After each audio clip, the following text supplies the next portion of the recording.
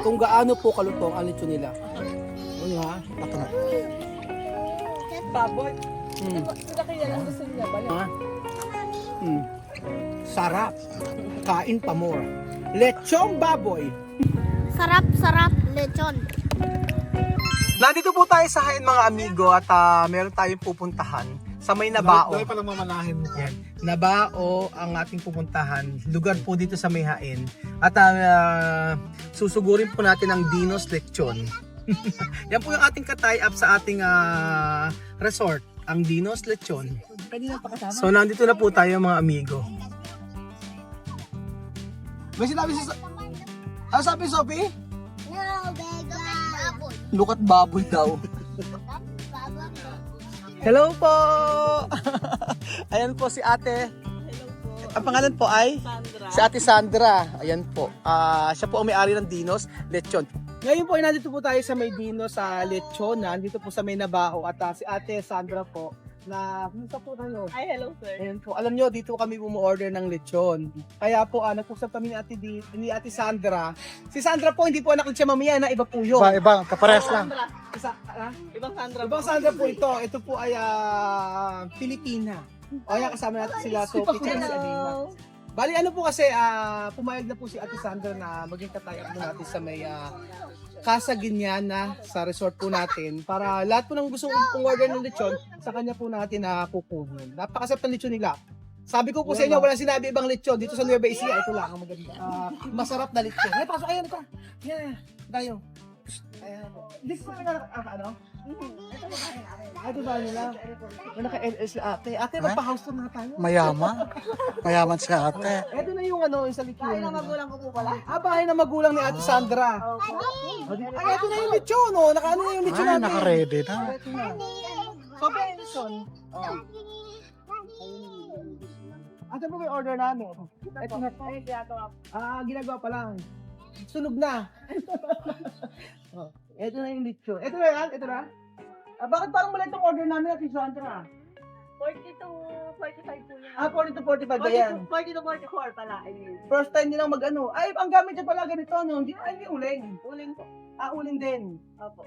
Pang ano lang po namin, pampalutong. Yung uling. Pampalutong yung ganito. Oh, please. Ano sila, may pampalutong pala sila sa lutunan. Alimani ka, kumurot ka na. Ito yung ano nila, ito yung ginaayos na. Sarap nga ng Kaya po, ito po yung sasalang natin ng pang alas ito na yung pang alas 2 daw. Ilang oras ba bago maluto nito? 3 to 4 hours. Sino nga, para makita ko yun. 3 to 4 hours daw bago maluto yung lechon. May mga pinapahid din. Ano pinapahid nyo?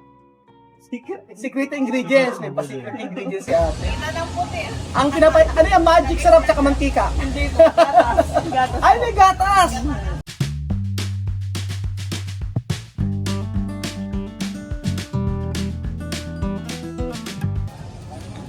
4 hours pala pag ano. Ayun mo sa Ang secret, yung sa kanila kasi, pagka yung sa lechon nyo, napansin ko, kahit na gabi na, malutong pa rin siya. Tapos di nagbabago yung lasa. Ano po talaga, may standard po kami ng Oo nga, yung timpla, yung iba yung timpla nila eh. crispy. Crispy. Tapos quality po kasi mga baboy, di baling mahal. parang pagkasabi yung quality ng baboy, nakatingin ka sa akin eh, no?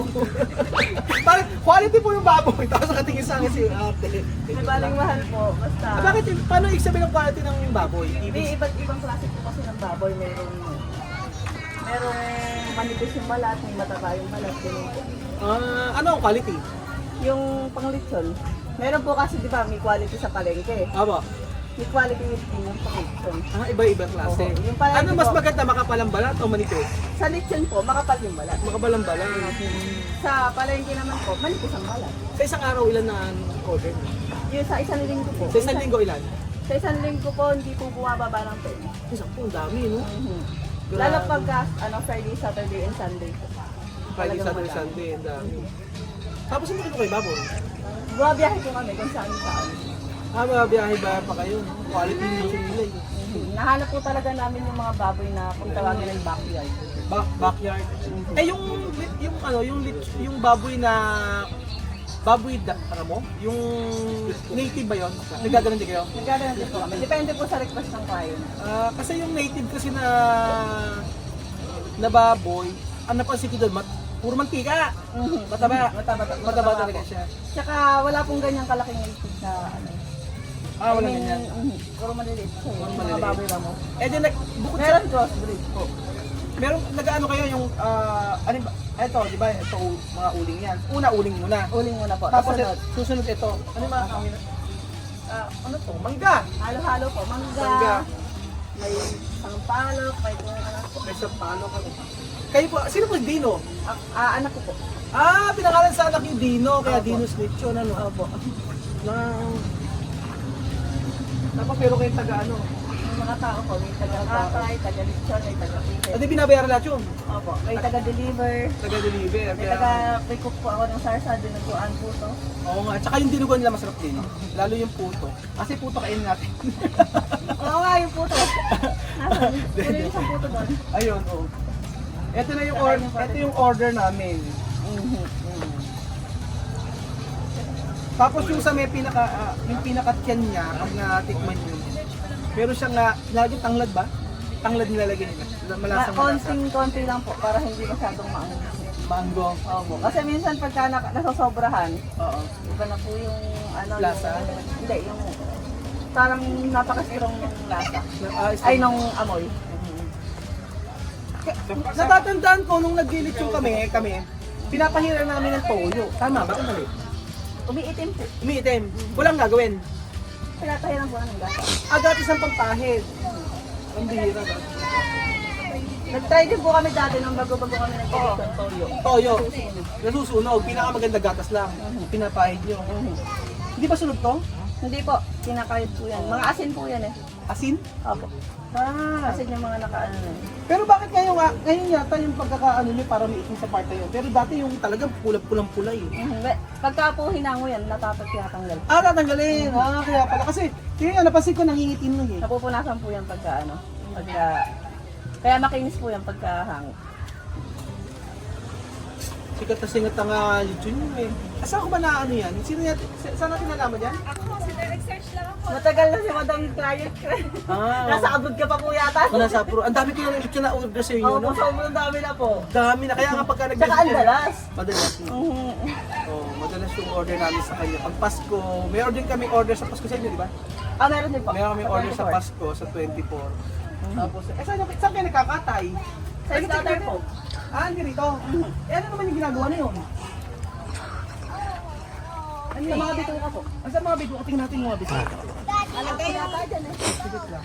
Yung mga Asan na yung ano? Ay, ko naman soft drinks. Ano ba yun, Sarah? Ate Sandra. Ano ba yun? Pinapagawa mo na yun. Kasi sarado na yung slaughter. Kasi may pahabol sila na lechon. Yung ito. Dami gusto mo. Nagpa-schedule. Kaya dyan. Bukas pa po pala. Asan mo nang ano yun? Asan yung, may gunting kayo? Bakit? Sarah kung tingtaw. Gunting. Asan na yung ano? Bakit? Ay, mangunguha po kayo. Kasi ihaw na rin natin dito. Kunyari, ensalada. Di ba sa pagka naglilitsyon kayo, ano yung yung part na mahirap sa pagnegosyo sa litsyon? Yung mga marami kasing materkong client. Example, maarte, gano'n, maselan. Di naman. Yung mga... May complaint pa kayo sa lagay na yun? May ko-complain sa lagay na Minsan kasi marami mga... Oh.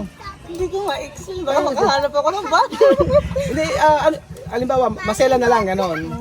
May reklamo pa kahit binigay mo na yung best mo. Yes po. May time pa na nangyari, sir, na okay, naubos na yung lechon. Oo. Tapos nagreklamo sa akin nung gabi. Nung gabi Anong na po, reklamo? Na may amoy daw yung lechon. Mhm. So pinapuntahan ko po. Pero naubos. Naalala mo yun? Nung pinapuntahan ko sa inyo sa yung sa resort, yung binan ako ng kapatid dati. Pinapuntahan ko po sa kapatid ko sa kasabayaw. Papuntahan nyo nga at wala ako dyan sa NE. Sabi ko pong gano'n. Pinuntahan ng kapatid ko, wala naman. Kaya ubos ulo. Ubos So, lechon. kaya pong gano'n sa akin ng kapatid ko. May mga ganun palang complain. Customer complaint talaga. Ayan po, ka rito. Ano yung nangyari na? Buto na lang. Buti na lang natira, pero nag-complain pa. Tapos po, sabi, sige kako, hayaan nyo na. Ayoko kasi kako ng away at issue. Solian mo na lang na. Magkali sinoli mo nun? 4,000. Tinanggap. Tinanggap naman. Pero naubusin na lechon. Wala po kaming kinuhang lechon. Ubus din po yung lechon. Ubusin na lechon. Bait naman ito. 'di ba? Sa negosyo talaga hindi posibleng wala kang customer complaint, Hindi ba wala kang alam perfect kasi eh. Ano naman yung pinakamasarap na part ng pagnenegosyo ng lechon? Eh, marami ka pong lechon kakain din. Marami ka pong makikilala. Marami makikilala. Marami pong lalaki yung circle of ano mo. Ng mga friends mo. At saka syempre siguro yung pagka na-appreciate nila yung ano. Nandun sir yung lalakad ka ng mall. May bumabati sa'yo. Pagpunta ka sa grocery, may bumabati sa'yo na, ay, ang sarap ng lechon. Ganun po yung ganun po yung minsan na experience ko. Sino ba yun? Hindi ko maalala kung naging client ko. Parang ganun po. Kasi yung sabi ko nga sa inyo, ang lechon nila napaka-consistent ng lasa. Tapos basta hindi malansa. Meron kasi lechon na malansa kapag di ba, may ganun. Pero sa kanila wala eh. Saka yung sa balat talaga, doon kayo masosolve sa balat. Kasi minsan ang lechon after ilang hours na kumukunat na, sa kanila po hindi talaga. Kaya pwede ka ako ito na i-tie up natin yung negosyo niya sa negosyo natin. Tingnan yung mga video kung gaano po kalutong ang lechon nila. Yun ha, Patunog. That's the best. Wow. Liam said, I want Harap. Ibang baboy.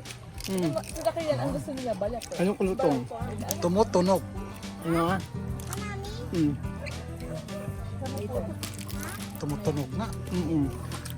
Talaga Ano, wala tayo sa kalansa, napakasarap. maramdaman ng tunog. Mm-mm. Pasensya na Kuya Belgium.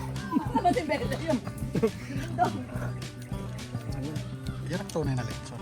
Sarap. Kain pa more. Lechong baboy. Umorder na po kayo. Napakasarap. Yum, yum, yum na masarap. Lapang kung lapang. O, di ba? Ang sarap. Masarap yun may cheese. Ayun na may cheese. Okay. Dali niya na? Hmm. Oo. Yes. Dali mo to. Tapos naantay ka ng client. O, di ba? Sinumpak. Tumawag ka lang sa represento mo na.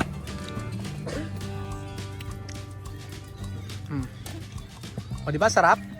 Hmm. Opo. Oo po. Ay ma. Nasa. Mm-mm. Ang sarap ng lechon. Sarap lechon. Since wala pa kami sa bundok. Yun na talaga yung trabaho nyo. Bata pa po kami, nagtitinda na yung magulang namin ng lechon sa palengke ng hain. Per kilo sila. Oo. Tuwing linggo. Ito Kaya yung... nauso po yung per kilo tuwing linggo dahil po sa mga. Oo, kasi meron po ko ditong lechon per kilo po. Kadalasan pag Sabado at Linggo, ganyan eh. Pag Sabado at Linggo, nagbebenta sila ng mga, ng lechon. Tuwing Sunday po yun. Ilan po kami kapatid? 5. 5. Ikaw panganay. Ilan na yung ano? Ilan na pagtapos ng nanay nyo? Ako hanggang college. Tapos Hanggang isa college. po yung sumunod sa akin, nakapagtapos po yun. Ah, Tapos eto po yung sumunod. Hindi. hindi. Tapos yung sumunod po, nag-aaral, tsaka yung last, Nag-aaral. nag-aaral pa rin po. Nag-college po yung isa, high school po yung bunso. Pero sa pag-lechon, ang dami nyo sasakyan. Nakikita ko eh, oh. Sa aming magkakapatid po, ito sa akin, yung pula, yung silver na isa, sa kapatid ko po na yun. Dati Kasi sila isang yung mga black. kotse yun. Mga nakakotse sila, naka-LL si ate. Itong puto nila masarap din. Kayo din nagagawa yun. Kami rin po. Sa Arsa, dinuguan, puto po. Pati sarsa, no? Sarsa rin nila, masarap eh. Hindi po namin binabago yung Alam nyo, Ate Sandra, mula nung umorder kami sa aming lechon, hindi kami bumili sa iba. Oo, totoo. Mula kasi, Kasi di ba nung dedication ni Kian, Oo. first birthday, yung anak ko nito, yung sa inyo. puro sa kanila. Dinadala pa sa, hanggang sa Kabanatuan, dinadala namin. Kaya sa tapos, minsan, nung nakaraan, kumain ng, yung may lechon din, naubusan ako ng balat. Sabi ko, hindi ako nakakain ng balat, ngayon kako babawi ako. Pero mura yung lechon yun, affordable. Mura yung lechon nila. Sobrang konting kita lang po, daan sa dami. Konti kita lang. Daan sa dami na po yun. Kasi okay lang, kasi kung sa isang linggo marami ka naman. Ano mo naman yung malaki kita sa pag-aaral, hindi naman babalik yung kliyente. So ayun po mga kababayan ko, sa gustong pagka pumunta po kayo sa amin, gusto niyan lechon, napaka-affordable po, lalo na pag mga medyo mahal pang mga December. Pero pagka ordinaryo na buwan, napakamura po ng lechon nila. Tapos maganda po sa kanila, meron po silang libreng puto, may dinuguan, tapos yung sarsa nila ang dami. Yung sarsa hindi niyo po Ubus na yung lechon nyo, may salsa pa kayo. Totoo. Ano? Umorder na kayo ng lechon sa... Pag po hindi masarap yung lechon nila at hindi kayo nasarapan, ibabalik ko po yung pera ninyo at dodoblihin ko po. So sa lahat ng lechon na natikman ko, ito yung the best na lechon na talaga namang babalik at babalikan niyo. So ayun po mga amigo, salamat po sa pag-video ito at God bless.